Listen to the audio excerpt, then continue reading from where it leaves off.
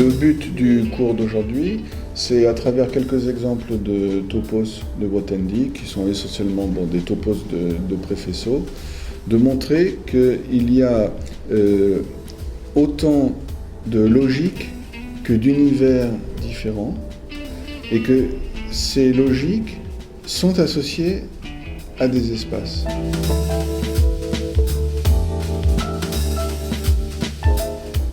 Au fond, un espace, c'est le lieu où se déploie un univers exprimant une certaine logique.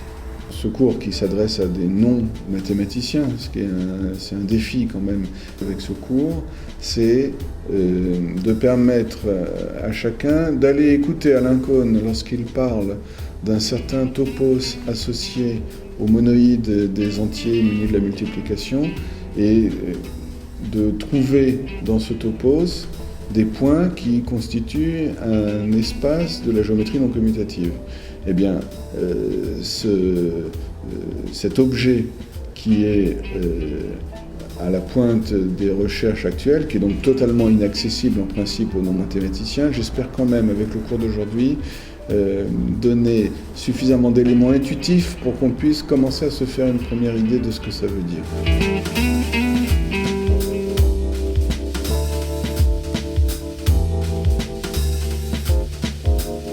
Un espace, en fait, un espace, c'est quoi? C'est, du point de vue de la théorie des topos, un espace, c'est le lieu où se déploie un certain univers,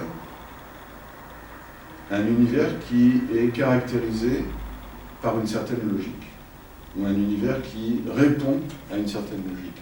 Et donc, il y a un lien entre la notion d'espace et l'idée de logique. Et quand on change d'espace, d'une certaine manière, on change de logique.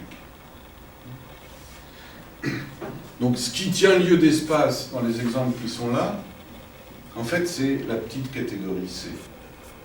C'est de ce côté-là que se trouve l'espace.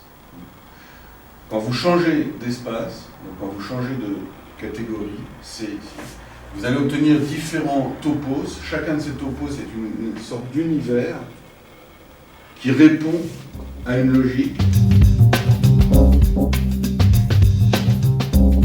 Dans ce produit fibré, ça c'est vraiment dans le cadre du topos des ensembles, la logique elle est binaire, disons. Alors quel est l'espace correspondant à la catégorie des ensembles? Bon, c'est l'exemple de tout à l'heure. Lorsqu'on prend pour petite catégorie juste un point, un unique point, avec son identité, eh bien, le topos qu'on obtient, c'est le topos des ensembles, c'est-à-dire 11 puissance 1, c'est-à-dire 11.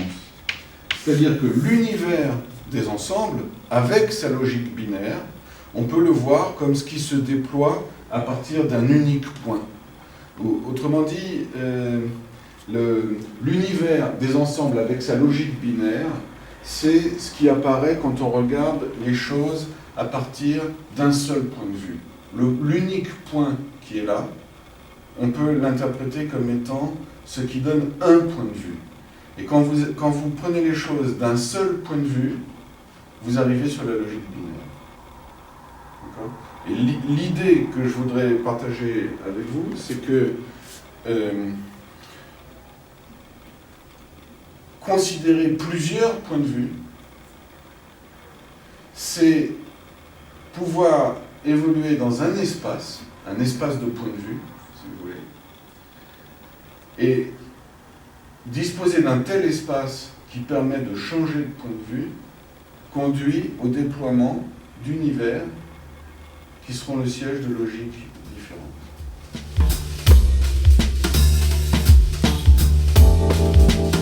À propos de cette catégorie, ce qui est intéressant, c'est qu'on se trouve parfois sur une frontière logique, et ça apparaît de manière assez évidente quand on se demande si un certain objet de cette catégorie est vide ou n'est pas vide.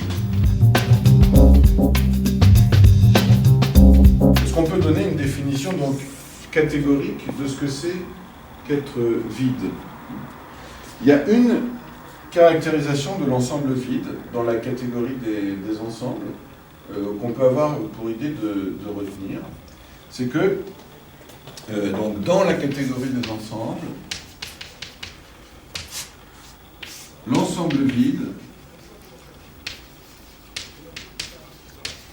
a une propriété catégorique très intéressante. Il est ce qu'on appelle un objet initial. Alors je ne sais pas si Jean-Jacques Cessignard vous a parlé de ça, oui, ça a été fait.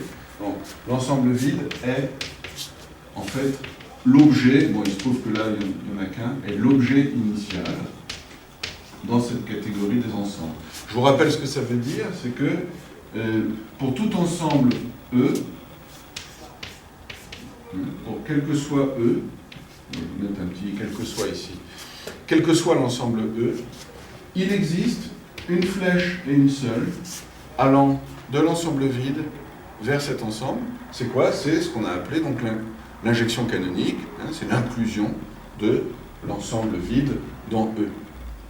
Donc, l'ensemble vide occupe une position tout à fait singulière au sein du topos des ensembles.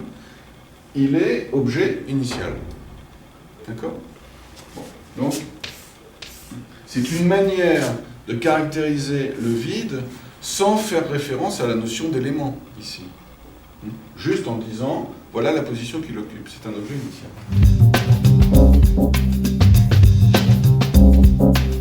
Il s'agit de prendre, de pointer, de piquer un élément dans un ensemble pour dire ce que c'est. Ce qu'on appelle un élément d'un ensemble, c'est une flèche, n'importe quelle flèche, issue de l'objet terminal. Alors en fait, n'importe quel objet terminal, sachant qu'ils sont tous isomorphes, hein. Que ce soit un singleton ou un autre, ça représente essentiellement la même chose. Et donc, on a généralisé de manière catégorique la notion d'élément d'un ensemble en disant qu'un élément d'un objet, ça sera une flèche issue de l'objet terminal et allant dans l'objet E considéré.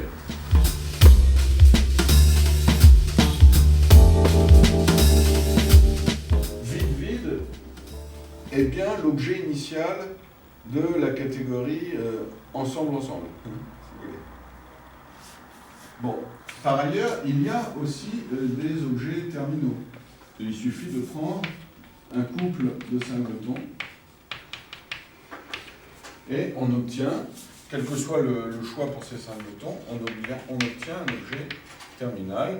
C'est aussi évident parce que quand vous regardez quelles sont les flèches allant d'un couple AB vers ce couple de singletons, ce sont les couples d'applications. Et bien pour la première application, vous n'avez pas le choix, c'est l'unique application de A vers le singleton. Pour la deuxième, c'est l'unique application de B vers le singleton, puisqu'on sait que dans la catégorie des ensembles, le singleton est objet terminal. Donc du coup, de manière immédiate, un couple de singletons constitue bien un objet terminal. Ça, c'est un objet de la catégorie qui est là. C'est un objet de ce topos. Cet objet est-il vide ou non? A-t-il des éléments ou non? Alors, cet objet est-il vide? Il y a un seul objet qui peut être qualifié de vide, c'est l'objet initial. Est-ce que ça, c'est l'objet initial de ce topos? Non. Donc, il n'est pas vide, au sens où ce n'est pas l'objet initial de ce topos. Et comme, en nous appuyant sur la catégorie des ensembles, on a admis qu'on pourrait donner à l'idée d'objet vide la signification d'objet terminal, en ce sens-là, on peut dire que cet objet n'est pas vide. Ok ? Maintenant, cet objet a-t-il des éléments? Qu'est-ce que c'est qu'un élément? Un élément, c'est une flèche, donc il est non vide, mais un élément, c'est une flèche qui va du couple de singletons vers l'objet en question. Y a-t-il une telle flèche? Une telle flèche, si elle existe, c'est un couple d'applications. La première application allant du premier objet, enfin du premier ensemble, de l'objet de départ vers le premier ensemble de l'objet d'arrivée. D'accord ? Et la deuxième application étant une application allant du deuxième ensemble constituant l'objet de départ vers le deuxième ensemble de l'objet d'arrivée. Y a-t-il une application du singleton vers le vide? Ah ben non, puisque dans la catégorie des ensembles, être vide, ça veut dire exactement ne pas avoir d'éléments. Donc il n'y a pas d'application, il n'y a pas de première application possible ici. Du coup, il n'y a pas du tout de flèche là. Donc, autrement dit, donc là, ça n'existe pas, à cause de la première partie. Autrement dit, on a là un objet qui n'est pas vide, mais qui n'a pas d'éléments. D'accord ? Dans ce topos obtenu par dédoublement de la catégorie des ensembles, il faut distinguer le fait d'être vide du fait de ne pas avoir d'éléments. C'est pas parce que un objet est non vide qu'il a réellement des éléments. Donc vous voyez que la logique qui est à l'œuvre dans ce topos obtenu simplement par dédoublement du topos des ensembles, cette logique, elle est déjà beaucoup plus fine, beaucoup plus subtile, puisqu'elle nous oblige à distinguer le fait d'avoir effectivement un élément du fait d'être vide, ou d'être non vide. Ok ?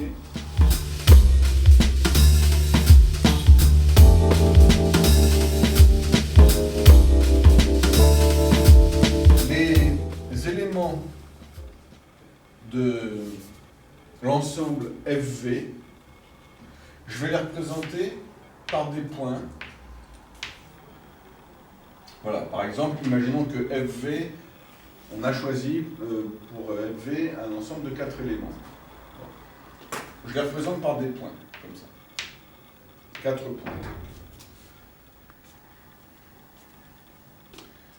Et les éléments de FA, je vais les représenter de manière un peu plus subtile.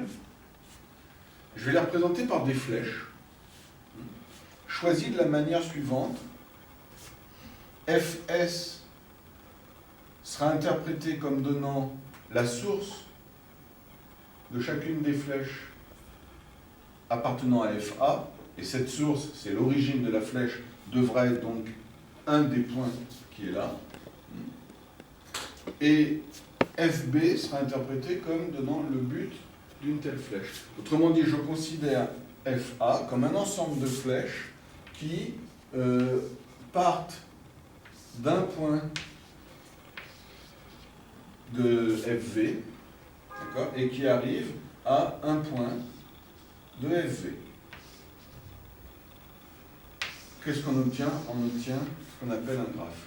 Un graphe ou un multigraphe orienté. Vous avez deux applications différentes de FA vers FV. FA étant interprété comme un ensemble d'arêtes ou de flèches. FV comme un ensemble de sommets. Chacune de ces deux applications attribue à toute arête, respectivement, sa source et son but. Un graphe, c'est ni plus ni moins qu'un foncteur issu de ce truc-là, de cette petite catégorie, et à valeur dans la catégorie des ensembles. Dans le cas des graphes, ça devient quoi? Ici, l'objet, c'est un graphe. Et ici, un sous-objet, c'est un sous-graphe. Et ici, c'est le graphe terminal. Alors, c'est quoi le graphe terminal? C'est facile de voir que c'est le graphe qui a un seul objet et une seule flèche. Pourquoi?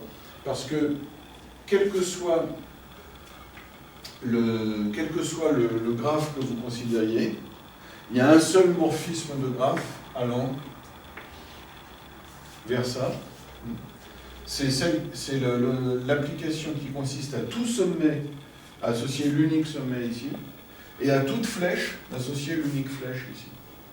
Il n'y a pas d'autre choix possible, et ce choix, il est bien cohérent avec les contraintes qui sont là, parce que de toute façon, cette unique flèche ayant même source et même but, toute flèche ici sera bien transformée en une flèche dont la source et le but seront bien les images, nécessairement, puisqu'il n'y a pas d'autre possible, des sources et buts des flèches du graphe de départ.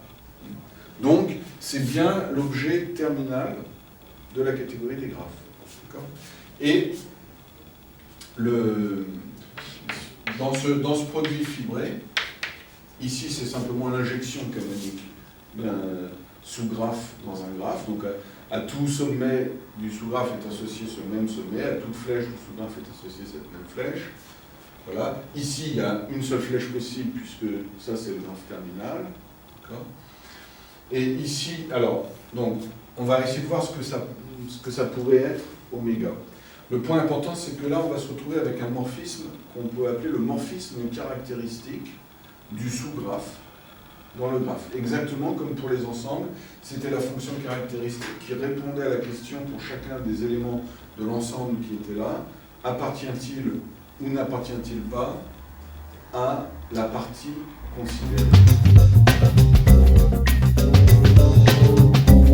Est-ce qu'on peut caractériser ce sous-graphe par un morphisme qu'on appellera morphisme caractéristique et qui se trouve ici, en fait.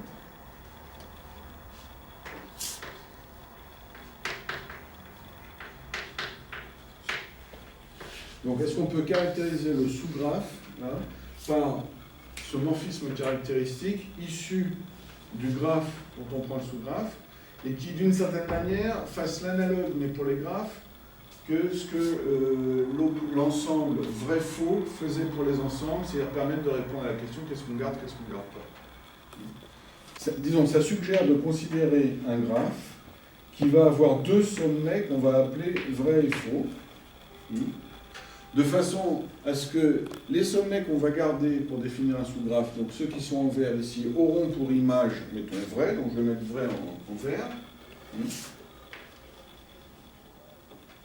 Voilà, donc celui-ci va aller sur vrai, celui-ci sur vrai, celui-ci aussi. Par contre, celui-ci ira sur faux et celui-ci ira sur faux. Voilà. Alors, par exemple, la flèche jaune ici, que l'on va garder, elle va être envoyée sur V. C'est-à-dire, sa source va être envoyée sur V, sur le sommet V. Son but va être envoyé sur le sommet V.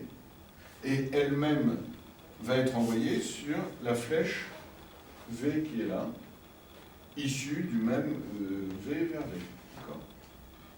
Par contre, la flèche blanche, ici, qu'on ne garde pas, on garde sa source, on garde son but, mais elle, on ne la garde pas. Ce qu'on peut exprimer en l'envoyant sur la flèche F, ici. Maintenant, cette flèche-là, on garde sa source, qui est envoyée ici sur V, on ne garde pas son but, qui est donc envoyé sur F. Donc cette flèche, elle doit bien être envoyée sur une flèche, elle ne peut être envoyée que sur, ici, une flèche qui va de V vers F, c'est-à-dire une flèche qui est issue d'un sommet que, en quelque sorte, on garde vers un sommet qu'on ne garde pas. Évidemment, ça peut être uniquement pour une flèche qu'on ne va pas garder. De même, je ne sais pas, ici, est-ce qu'il y a un exemple?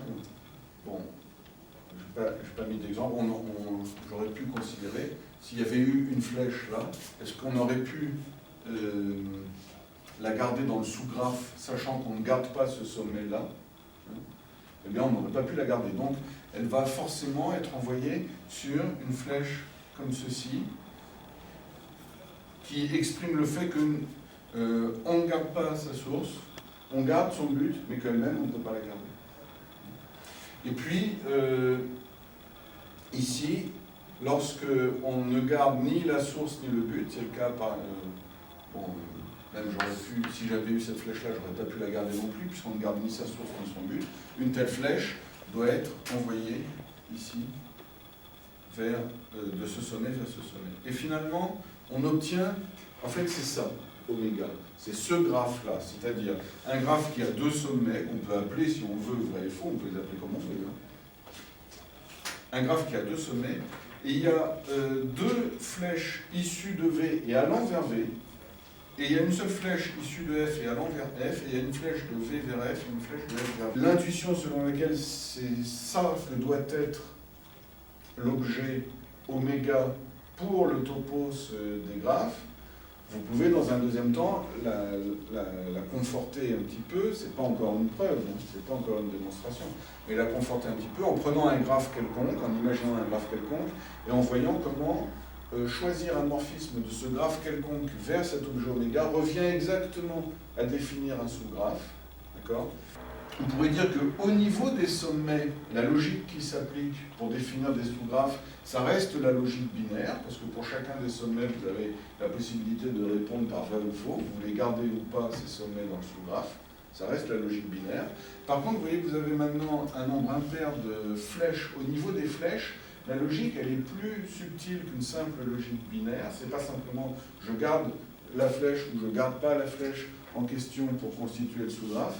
La logique, elle est plus subtile parce que ce choix-là est conditionné par le choix antérieur que vous avez fait au niveau des sommets. Vous ne pouvez pas garder une flèche dont vous n'avez pas gardé les deux extrémités. Donc il y a un lien entre les deux niveaux de décision, ce qui crée une logique plus élaborée qu'une simple logique binaire, une logique que d'une certaine manière, ce graphe-là exprime. D'accord ?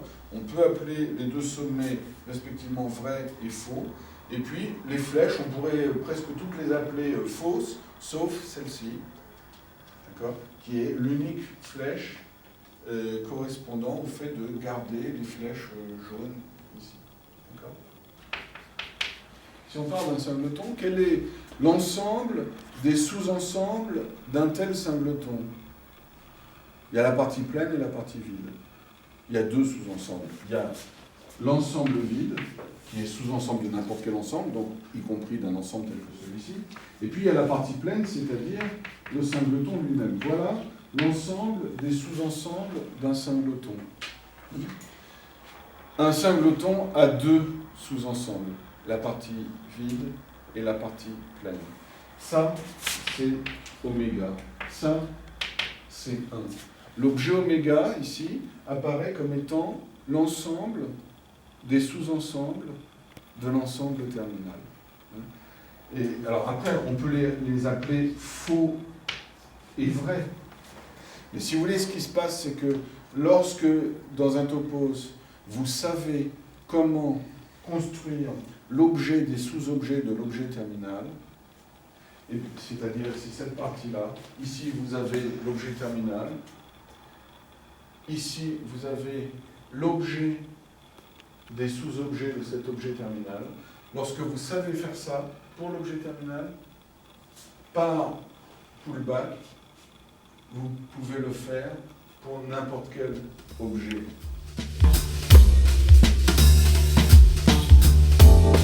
L'idée est la suivante, c'est que les relations qu'intuitivement on pourrait décrire de proximité, que considère la topologie, sachant qu'une des questions fondamentales qui se posent en topologie est de savoir à partir de dans quelles conditions on va dire qu'une suite de points converge vers un point donné. Une question fondamentale en topologie, c'est de pouvoir construire des relations de voisinage entre les lieux de l'espace qui permettent notamment de faire de l'approximation. Quand on va appliquer la topologie à l'étude d'équations dont les inconnues sont des fonctions, par exemple une fonction qui donne la température en fonction du temps en chaque point de la carlingue d'un avion, d'accord ? C'est un objet assez complexe, une telle fonction. Les équations qui conduisent à définir ces fonctions, en général, on ne sait pas les résoudre. Donc il faut obtenir des solutions approchées. Ça veut dire quoi, approcher ? Ça veut dire quoi, approcher une fonction par une autre fonction ?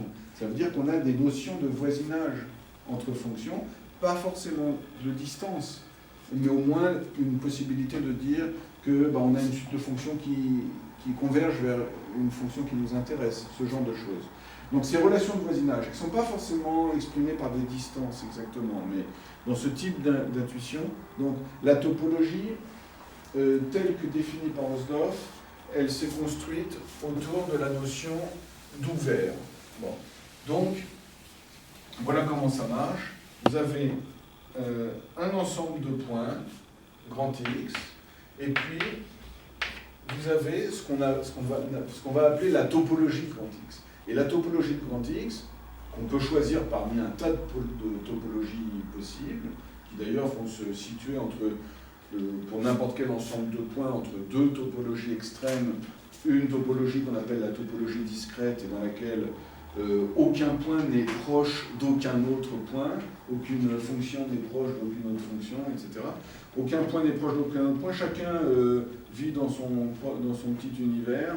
C'est un espace totalement fragmenté, ça c'est un extrême, l'espace topologique discret.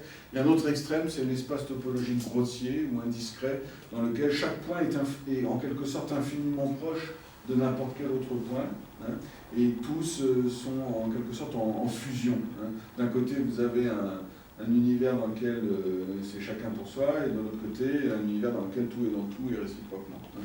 Bon. Entre ces deux extrêmes-là, il y a un tas de choix possibles de topologie. Alors, techniquement, avec Hausdorff, une topologie, c'est le choix d'un certain nombre de parties de X qu'on va appeler les ouverts, les parties ouvertes de X.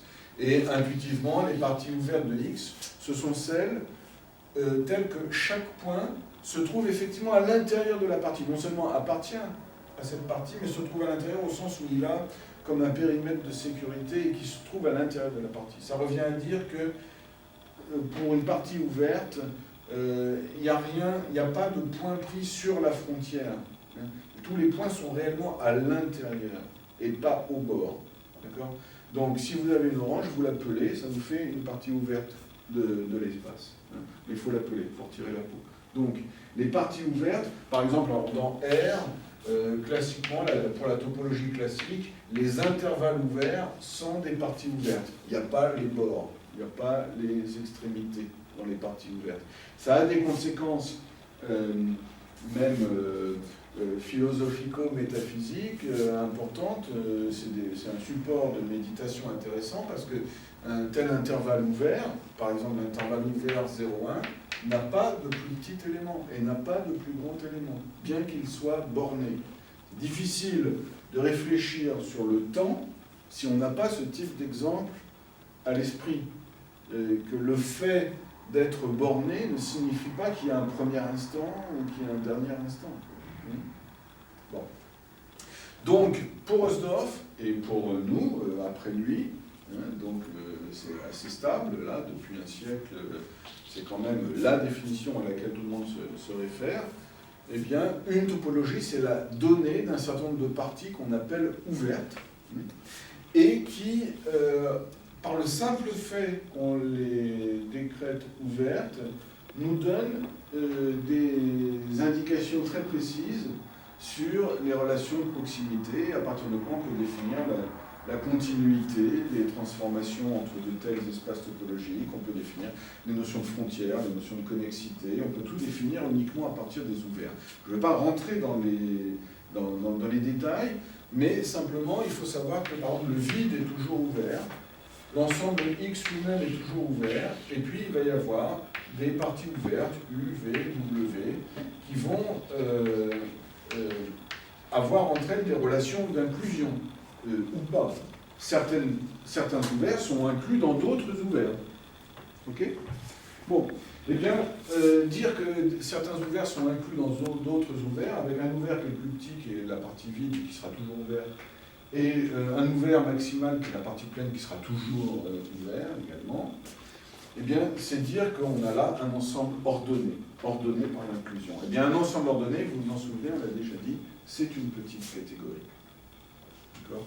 Et donc, on peut considérer un topos de ce genre en prenant pour petite catégorie les ouverts d'un espace topologique. C'est là où la notion d'espace peut être utilisée ici. Alors, les choses sont un petit peu plus subtiles parce qu'on se rend compte que donc à chaque ouvert va être associé par un tel foncteur un ensemble, mais par contre au niveau des morphismes, c'est-à-dire des images des flèches ici, Au niveau des morphismes, c'est dans l'autre sens qu'il faut que les morphismes aillent pour obtenir ce qu'on va interpréter comme des restrictions. Bon, je ne veux pas rentrer davantage dans les détails. Disons que techniquement, on est amené à considérer non pas la catégorie dont les objets sont les ouverts et dont les flèches sont les inclusions, mais plutôt la catégorie opposée, dont les objets sont les ouverts et dont les flèches sont dans l'autre sens, le fait de contenir un autre ouvert. Donc on prend la catégorie opposée. Bon. Mais c'est vraiment un détail. Ça s'appelle la catégorie des préfaisceaux sur cet espace topologique XT. Lorsque pour C, on prend la catégorie des ouverts, enfin, ou la catégorie opposée à la catégorie des ouverts. Pourquoi préfaisceau plutôt que faisceau? C'est qu'ensuite, il y a d'autres conditions qui vont conduire à une définition plus restrictive, mais plus intéressante. Donc, un autre topos, qui n'est pas exactement celui-ci, mais qui est modelé sur celui-ci, qui est construit sur celui-ci, et qu'on appellera le topos des faisceaux. Donc, ce que vous pouvez retenir à ce stade-là, c'est que, à tout espace topologique, par exemple la surface d'un tore, par exemple la droite des réels, qu'on peut penser comme le temps, etc., ou des espaces topologiques beaucoup plus abstraits. Là, les deux exemples que je viens de vous donner, la droite des réels comme un modèle du temps, ou bien la surface d'un tore, qui est un exemple intéressant parce qu'il y a des trous, et que c'est ça qui vraiment fait la spécificité de la topologie d'un tel espace. Mais il y a aussi, là ce sont deux exemples pour lesquels il y a une métrique possible, une distance possible pour exprimer les relations de proximité entre les points. Il y a des espaces topologiques beaucoup plus abstraits où la notion de distance n'a pas du tout de cours, mais c'est quand même des espaces topologiques. Donc vous pouvez prendre n'importe quel espace topologique, ça va vous donner une petite catégorie C, vous allez pouvoir construire un topos à partir de cet espace. Le point important, c'est que, à des restrictions techniques près, en gros, le topos caractérise l'espace. Si vous connaissez le topos, vous connaissez l'espace. L'exemple le plus simple, vous prenez comme espace juste un point. Vous obtenez comme topos le topos des ensembles. C'est ce qu'on a vu tout à l'heure, le fait que 11 puissance 1, ça fait 11. Le topos des ensembles, c'est celui qui correspond à un point de vue. Vous prenez un espace plus élaboré, la surface d'un tore, vous allez avoir un topos différent, avec sa propre logique spécifique. Mais ce topos, qui est un univers immense, gigantesque et extrêmement stable, avec sa propre logique, d'une certaine manière, caractérise l'espace topologique de départ. C'est donc, parler de ce topos, c'est une manière de parler de l'espace topologique dont on est parti. Okay. La généralisation, elle se fait ensuite de la manière suivante. Et si on considérait que d'une certaine façon, n'importe quel topos est associé à un espace topologique, même quand il n'est pas possible de trouver un espace topologique qui, par cette construction, conduise au topos en question. C'est-à-dire que, puisque les topos sont associés aux espaces topologiques et que d'une certaine manière, ils les représentent, puisqu'on peut, jusqu'à un certain point, sous certaines conditions concernant les espaces topologiques, retrouver les espaces topologiques à partir des topos, qu'en est-il des topos qui ne sont pas associés à des espaces topologiques? On peut les voir comme des topos qui, certes, ne sont pas associés à des espaces topologiques, mais représentent des espèces d'espaces virtuels plus généraux que les espaces topologiques.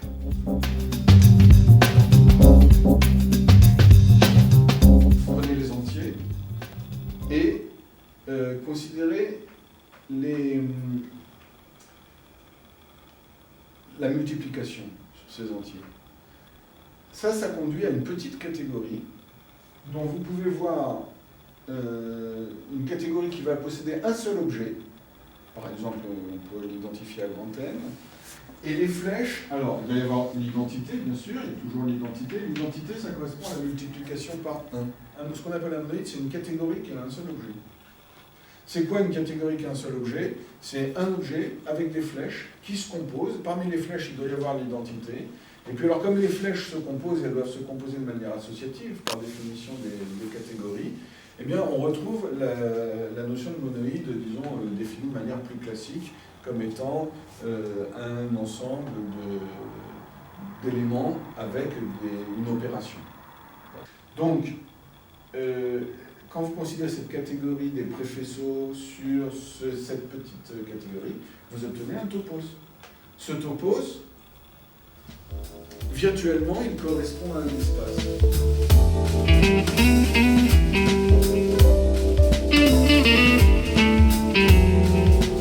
Ici, Alain Cohen fait référence au point de ce topos lorsque pour C, on a pris ce monoïde. Et il dit les points de ce topos constituent un espace non commutatif. Je ne vais absolument pas vous expliquer ce qu'est un espace non commutatif et ce qu'est la géométrie non commutative, mais c'est pour dire que cette notion très générale, très puissante de topos, elle fait le lien entre des nouvelles logiques au-delà de la logique binaire, d'une part, et d'autre part, de nouveaux espaces, y compris par exemple ceux considérés par Alain Cohen dans le cadre de la géométrie non commutative.